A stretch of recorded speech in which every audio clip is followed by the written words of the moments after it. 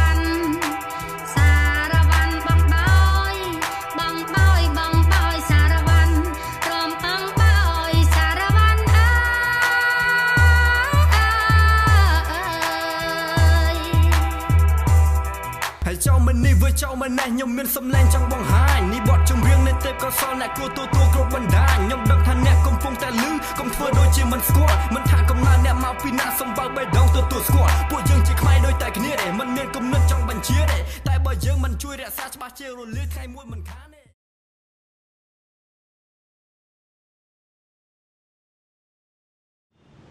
Je fais des signes abstraits, en fait des signes a priori qui ressemblent à rien. Et je trouve que ça crée un contraste très fort.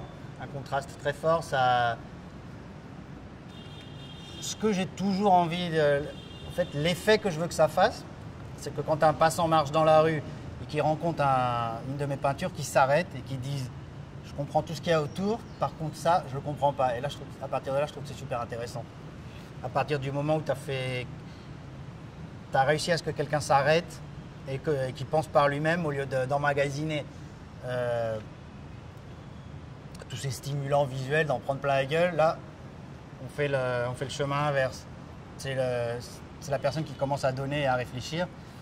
Et je trouve que c'est super intéressant genre d'arrêter un peu, d'arrêter le bruit dans la rue. J'en rajoute aussi, mais le fait que ce soit abstrait, c'est quand même super important. Et je trouve que c'est beaucoup plus silencieux le fait d'être abstrait.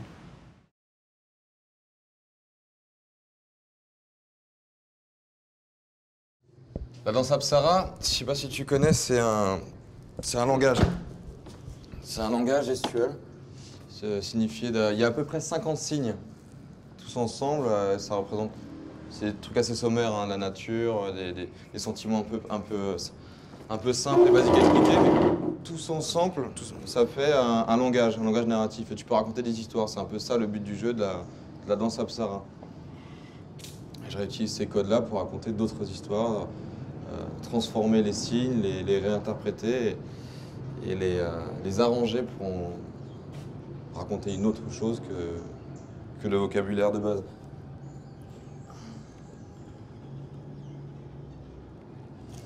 Au final, je me suis rendu compte que travailler avec la religion, c'est pas si important que ça. Ça peut être... toi, tu pourrais en avoir une interprétation, mais le local en aura une tout autre, parce que à partir du moment où c'est pas ma religion, je la maîtrise pas. Et utiliser des signes que tu maîtrises pas, tu sais pas comment ça va être interprété.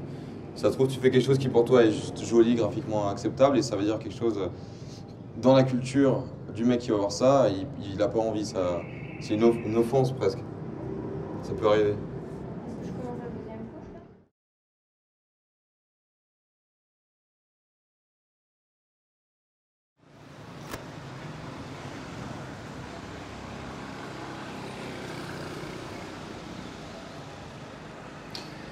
Là, je suis en train de finir la peinture pour le festival, là, donc à l'Institut français.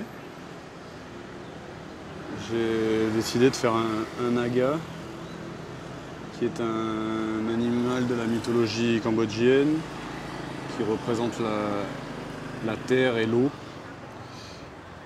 en opposition avec le krot qui lui représente le ciel et l'air. Et donc j'ai décidé d'utiliser cette représentation parce que parce que c'est fait pour toucher les Cambodgiens, pour utiliser une image qu'ils connaissent et sur laquelle ils puissent réagir. Et donc là, ils s'entortillent autour de l'escalier.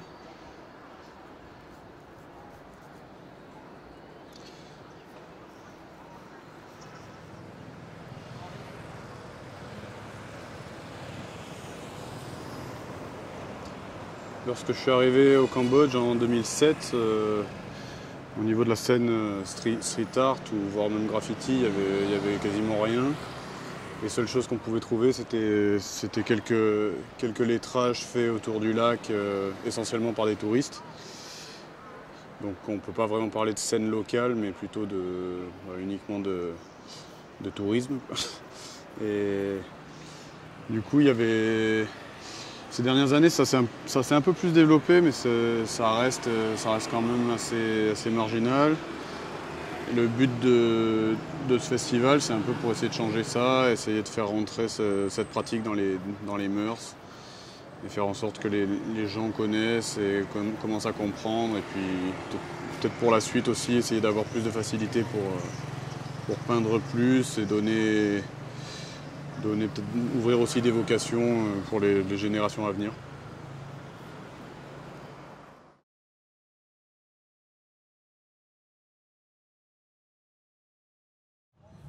When I was approached by the guys Chifumi and Theo about this urban art festival, I really thought to myself, how could I really include my current semester group of students?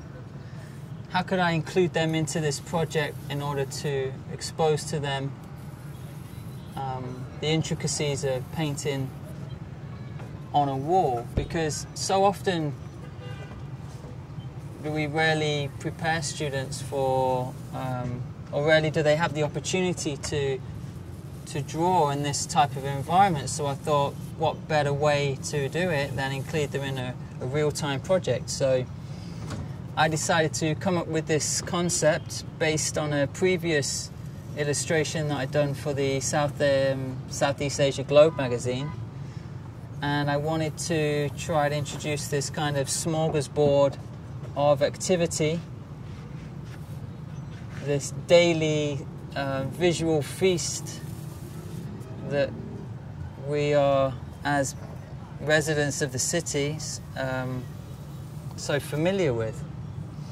And also on top of that, I wanted to introduce some kind of cartoon elements, some fun elements in there, essentially in order to just promote the activity of drawing.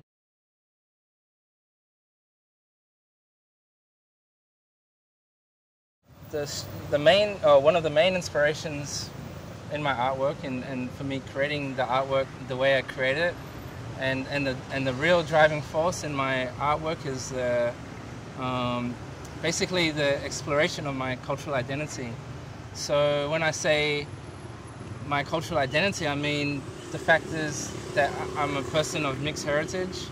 My father is from New Zealand, my mother is from Cambodia, and you know, they met here before the war, and they were still here when the Khmer Rouge came.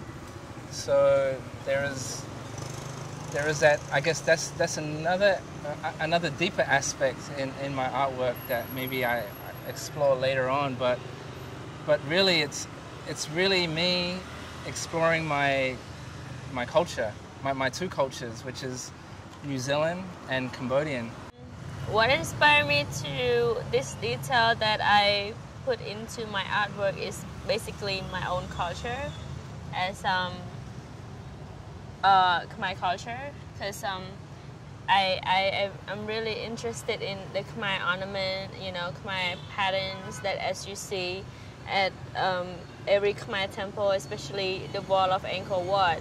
And for me, part of being Cambodian, and you know, I was raised here and I was born here, it's very important to represent myself through my own culture, and you know, put it into my art.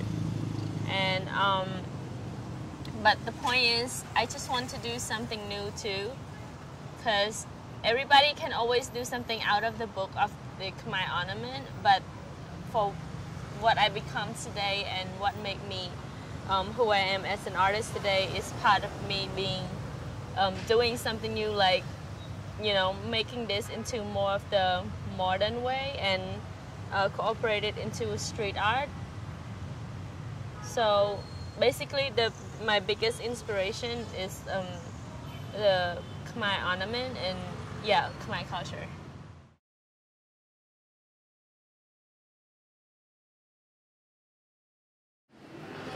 Bah écoute, l'approche de mon graffiti à moi, elle est strictement typographique. C'est-à-dire qu'en fait, mon but à moi est de faire danser des lettres. J'ai une approche, on va dire, assez traditionnelle du graphe. C'est-à-dire,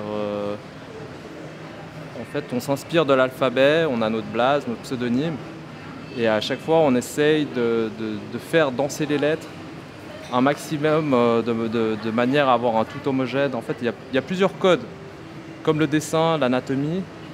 Tout part d'une certaine fondation. Et il faut que tes lettres, il faut qu'elles jouent. C'est comme un langage, tu vois. Il y a certains codes à respecter. Et une fois que tu connais tes fondations et tes bases, tu peux aller de l'avant et complexifier ton travail.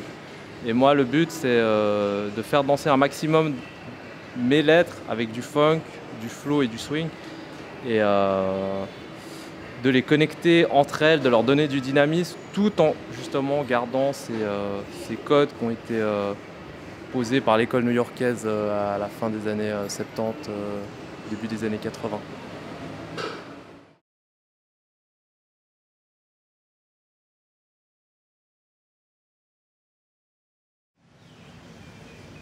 I haven't heard a lot about street art from like the Cambodian people I know, like old people or middle-aged people or my parents. It's just, I guess it's something they see but they don't pay much attention to because it's nothing really important. It's just something on the street, you know, almost like if you see any other advertisement, you look past it all the time.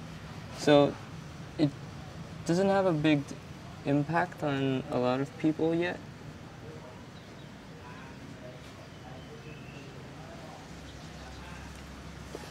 I think I would define street art as art that is publicly visible with no like limitations to the viewers, because with some art like that's done on canvases, it's only displayed in like enclosed areas like museums or galleries with only specific people who are willing to see it. But with street art, whether people like it or not, they're forced to see it as they walk by or pass by or whatever. And so street art is art that is forced upon the viewers.